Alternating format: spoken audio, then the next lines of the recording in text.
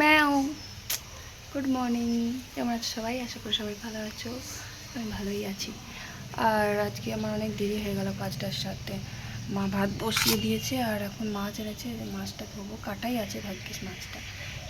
মাছের ডিম আছে এর মধ্যে অনেকটা। মাছের ডিম নিয়েছে। মাছের ডিমটা আমার গোলসোনা খুব ভালোবাসে খেতে। মাছ আছে, মাছের তেলও নিয়ে যাবার অনেকটা মাছের তেল আছে। এটা কি মাছের মুড়ো? কথা সিলভার মাছের মুড়ো না, কিরকম মাছ নিয়েছে। মেয়ে ওই বিড়ালটা না খুব বদ, খাবে দাবে আর আমাদেরকে কামড়ে দেবে। আমার শাশুড়িকে সেদিনকে পায়ে হাঁচড়ে দিয়েছে, 4টে ইঞ্জেকশন নিতে হলো। খুব খুব বদ। মানে উনি ভালো মন্দ খাবে, মা কাঁচা মাছ খাবে না, রান্না করা মাছ খাবে। দুধ দিয়ে ভাত দাও, দুধ ভাত খাবে। বাচ্চা হয়েছে আবার দুটো, পুচকু পুচকু, মাসে মাসে বাচ্চা হয়। আজকে খুব হাওয়া দিচ্ছে ওই সিঁড়ির করে। গরমও পড়েছে, রোদের জোর বাবা। এটাতে মাছের ডিম আছে, এটা হচ্ছে রুই মাছের ডিম। কিন্তু এই মাছের মুড়োটা তো সিলভার মাছের মুড়ো নয়। আরে কি শার্ট কি বলে রে, এই যে বড় বড় আঁশ দেখাচ্ছে, এটা সিলভার মাছের মুড়ো নয়। আর এটা সিলভার মাছ আছে এখানে। এই যে এটা সিলভার মাছ, এই যে সিলভার মাছের মুড়ো। এটা রুই মাছের মুড়ো। এটা এর মধ্যে ডিম আছে। ডিমটা খুব ভালো, কি সুন্দর ডিমটা মাছের। গুবলু খুব ভালোবাসে মাছের ডিম খেতে। তুই কি খাবি? তুই তো খাবি আর কামড়াবি, খুব বদ তুই।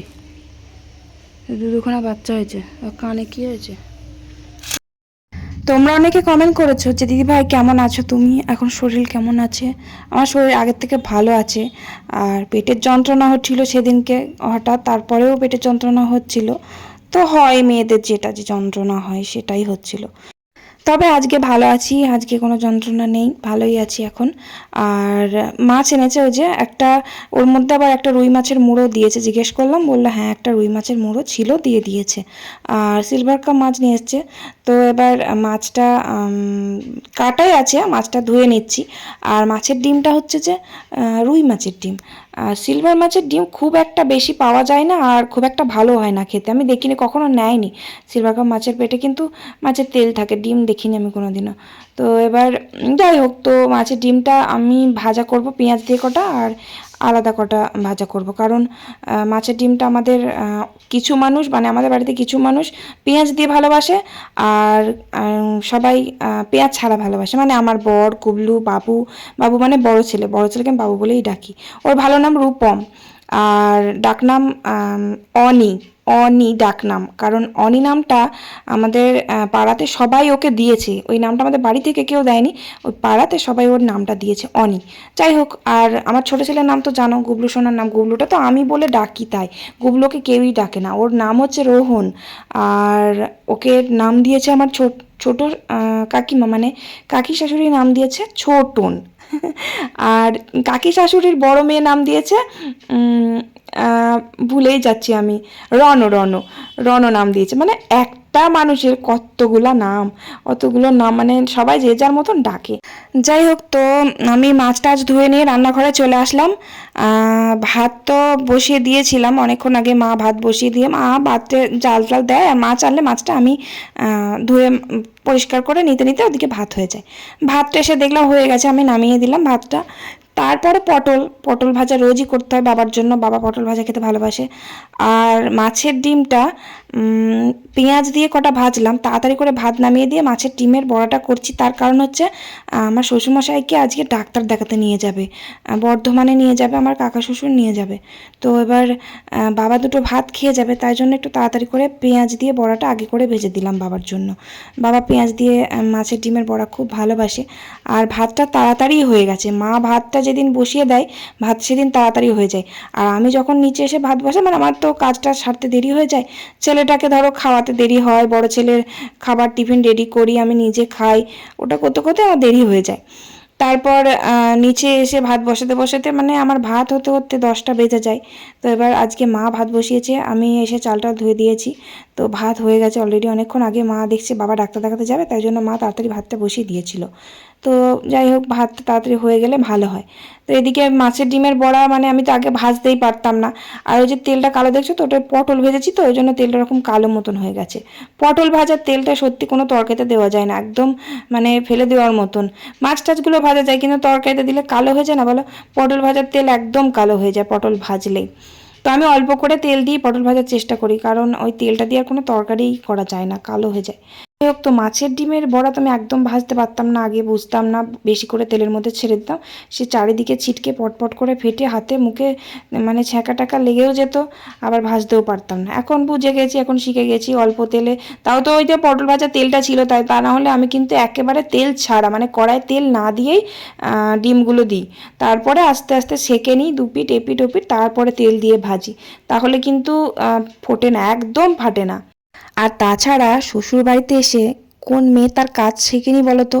যে যেটা খেত না সেটাও খায়, তারপরে যে যে কাজটা পারতো না সে সেটাও পারে, সব কিছু শিখে যায়। আর এমনি তো আমি কাজ পারতাম, আমি বিয়ের আগে কাজ সবই করতাম, সবটাই তোমরা জানো।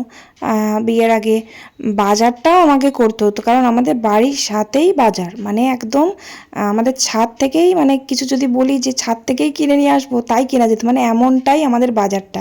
মানে আমাদের বাড়ির ছাদ থেকে আমাদের কাকাদের ছাদ, কাকাদের ছাদের পর বাজারের ছাদ, মানে যে কি বলবো, বাজারের যে কি বলে কর্কেট না কি বলে, টিনের চাল, ওই সেই চালের ওপর উঠে আমরা বসে থাকতাম, মানে ওখান থেকেও বাজার করা যেত এরকম, মানে এমনটাই সিস্টেম। মানে সব ওর বাড়ির ছাদে ছাদে যেতে পারবে এরকম, সবার বাড়ির ছাদে, মানে আমরা ছাদ দিয়ে মানুষের বাড়ির মধ্যে চলে যেতাম। আমাদের বাড়ির সামনে বান্ধবী, তাদের বাড়ির মেন গেট দিয়ে না গিয়ে আমরা ছাদ দিয়ে লাফিয়ে লাফিয়ে ওদের বাড়িতে চলে যেতাম এরকম।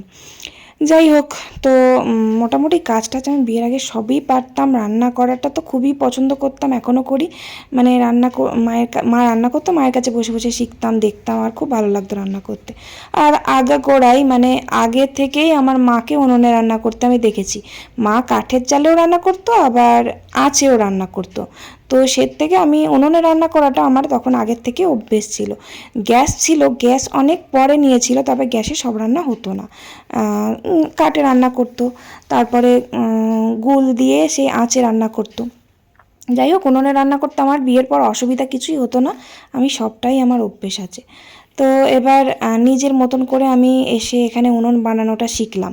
আমি কিন্তু আগে উনুন বানাতে পারতাম না, এখানে এসে উনুন বানানো শিখেছি। শিখেছি বলতে নিজে নিজেই, এখানে কেউই উনুন বানাতে পারে না, আমাকে দিয়েই সবাই উনুন বানায়। আমার কাকি শাশুড়ি আমাকে দিয়ে বলেছে দুটো উনুন বানিয়ে দিও, কাকিমাকে উনুন বানিয়ে দিয়েছি, কাকিমা তো খুব প্রশংসা করে, বলে খুব ভালো তোমার উনুন। আমি নিজের প্রশংসা নিজেই করছি। তো যাই হোক, আমি নিজেই জানতাম না কিন্তু কি করে নিজে নিজেই বেশ মনের মতন করে উনুন বানিয়ে ফেলি। তো এবার যাই হোক, তো আমার সুবিধা মতো আমি রান্না বান্না করতে পারি। আমি যখন আলাদা রান্না করতাম একা, তখন ওই যে আমাদের পেছনে যে বাগানটা আছে না, ওখানে একটা চালা নামানো আছে দেখবে, ওই চালাটা আমার জন্যই নামিয়ে দিয়েছিল আমার বর। রান্না করতাম ওখানে, রাত্রেবেলাও রান্না করতাম। তখন আমার গুবলু 8-9 মাস, তাও আমি ওখানে রাত্রেবেলা গিয়ে রান্না করেছি, কারণ ওখান থেকে ভাত তরকারি নিয়ে আসতে গেলে অন্ধকার। তবে আমার বর ওখানে বসে থাকতো, দোকান টোকান বন্ধ করে এসে ও আমার কাছে বসে থাকতো, আর আমি রান্না করতাম। এমনকি ঝড় বৃষ্টি জলেতেও আমি ওখানে রান্না করেছি। আমার খুব ভাল লাগতো রান্নাঘরটা, একদম মাটির। এটা তো আমাদের ইট টিট বসানো আছে, কিন্তু ওই রান্নাঘরটা একদম মাটির। আমি গোবর দিয়ে সুন্দর করে নিকিয়ে পরিষ্কার করে রাখতাম। আর এই যার রান্নাঘরটা, আমি গোবর দিয়েও নিকোতে পারি না, মাটি দিতেও পারি না, একদম ইট বেরিয়ে আছে। মাটি দিলে তো কাদা হবে, আর এমনি মাটির পুরোটাই যদি মাটি হতো না, মাটিতে শুকিয়ে যায়, কিন্তু কাদা ইটের ওপর মাটি দিলে তো কাদা হয়ে যাবে না, একটু জল পড়লেই টানবে না জলটা, আর মাটির মধ্যে একটু জল পড়লেই সঙ্গে সঙ্গে টেনে নেবে। ওই জন্য আমার ওই রান্নাঘরটা খুব ভালো লাগতো। ওখানেও আমি দুটো পাশাপাশি উনুন বানিয়েছিলাম। একা রান্না করতাম দুটো মানুষের, তাও আমার দুটো উনুন আমি বানিয়েছিলাম। একদম 10টার মধ্যে রান্না করে ফেলতাম। মানে আমি সকালবেলা উঠতাম, উঠে বড় ছেলেকে স্কুলে তো ওর বাবা দিয়ে আসতো, যেহেতু আমি প্রেগনেন্ট ছিলাম। তো তারপর বড় ছেলে চলে যাওয়ার পর আমি রান্না বান্না কমপ্লিট করে নিতাম। যদি 7-8টাও রান্না করতাম, তাও আমার 10টার মধ্যে রান্না হয়ে যেত। যেহেতু দুটো উনুন ছিল, দুটো উনুনে একা একা রান্না করেছি নিজের মনের মতন করে, ফটাফট রান্না হয়ে যেত। যাই হোক, তো আমি রান্না কমপ্লিট করলাম।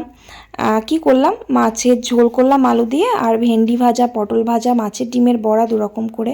তো সব রান্না বান্না তারপর অনেকগুলো জামা কাপড় কাচাকুচি করলাম, কাচাকুচি করে স্নান করে গুবলুকে খাইয়ে দাইয়ে আমি বারান্দায় শুয়েছিলাম, বাইরে বারান্দায়। খুব গরম, ঘরে শোয়া যাচ্ছে না। আর এই সামনের তো ডাইনিং ছিল, এবার ডাইনিং তো চলে গেছে ওই বারান্দায়, রান্নার বারান্দায়। আর মেশিন ছিল, মেশিনটা চলে গেছে ঠাকুর ঘরে। তো এবার এই বারান্দাটা পুরো ফাঁকা হয়ে গেছে। এই বারান্দায় ওই স্ট্যান্ড পাখাটা কাত করে দিয়ে আমরা বিছানা করে শুয়েছিলাম আমি আর গুবলু। সত্যি এই বারান্দাটায় মানে শুয়ে সত্যি শান্তি। প্রচণ্ড গরম, ঘরের ভেতর বিছানা বালিশগুলো পর্যন্ত যেন আগুন বেরোচ্ছে। তো এবার এই বারান্দায় বিছানা করে শুয়েছিলাম, অনেক শান্তি। যাই হোক, তারপর আমার বর ছিল মাঠেও, এখন পাট কাটা হচ্ছে। তো এবার পাট কাটা মানে পাট কাটা হয়ে গেছে, পাটটা সেই জলে পচাতে দেয় না, সেই জলে ভিজোতে দিচ্ছে, তারপর ছাড়াবে। যাই হোক, তো ও অনেক পরে বাড়ি আসলো, তারপর আমরা একসাথে খেতে বসলাম। অনেকটা লেট হয়ে গেল আজকে খেতে। তারপর খাওয়া দাওয়া করে এই বারান্দাতে একটু ঘুমিয়েছিলাম। তারপরে ঘুম থেকে উঠলাম এই 4টে সাড়ে 4টের দিকেই উঠি।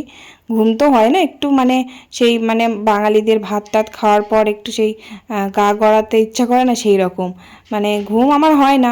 আমার বর ঘুমোয়, গুবলু ঘুমোয়, আমার ঘুম হয় না। আমি এডিট মেডিট করি, কাজ টাজ থাকে, আবার এক একদিন ঘুমিয়েও যাই। তো যাই হোক, তো তারপর বিকেলবেলা একটু ঘর দোরগুলো ঝাঁট দিতে হয়, ঘরে ধুলো টুলো হয়, বিকেলবেলা ঘরটা ঝাঁট দিয়ে দিলাম। তারপর গুবলু সোনা প্রত্যেক দিন বিকেলবেলা বেড়াতে যায়, আজকে আর কোথাও যাবে না। খেলা করছিল আমার কাছে শুয়ে শুয়ে। এবার গরম লাগে তো খুব, গরমে বাইরে আর বেরোতে চায় না, আমার কাছেই থাকে। তো এবার ওই যে আমার জায়ের মেয়ে ডাকতে এসেছে, তো ওর সাথে আবার খেলতে গেল। আর এত রোদের জোর, আমি কত বেলায় কাচাকুচি করলাম, তাও সব শুকিয়ে গেছে। ছাদে এলাম, ছাদে এসে জামা কাপড়গুলো তুলে দিলাম, গাছে জল দিলাম। তারপর আর কি, আমার তো সারা দিনই কাজ, রাত্রেবেলায় সেরকম কাজ থাকে না। রাত্রেবেলায় খাওয়া দাওয়া করলাম, এটারই ব্লগ করলাম একটু। এই যে গুবলু সোনাও ফোন দেখছে, ওদিকে বড় ছেলেও ফোন দেখে খাচ্ছে, মানে দুইজনাই ফোন দেখে খাবে। তো চলো, আজকের ব্লগটা আমি এখানেই ছোট্ট করে আজকে ব্লগ দিলাম। আজকে ব্লগটা এখানেই শেষ করলাম। ভালো লাগলে অবশ্যই লাইক করে একটা কমেন্ট করে দিও। ভালো থেকো সবাই। আজকের মতো tata, bye bye, good night.